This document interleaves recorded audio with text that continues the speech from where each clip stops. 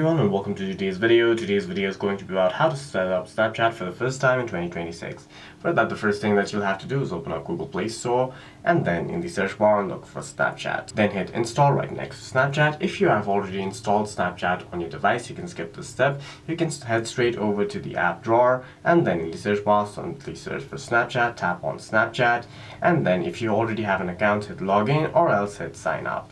You can then hit continue and then allow all the permissions.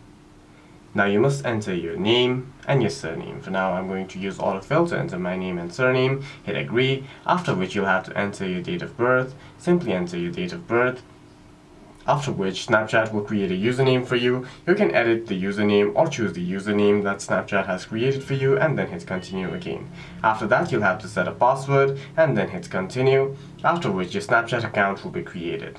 You can also link your email or your phone number with your Snapchat account. The other thing that you can do if you already have your Snapchat account is simply hit login at the landing page of Snapchat. Here you must enter your username or your email, or you can also use your phone number and then enter your password to log in. You can also continue with your Google account if your Snapchat account is linked to your Google account, and also sign in with Passkey if you had set that up earlier. For any further questions, please feel free to leave a comment down below.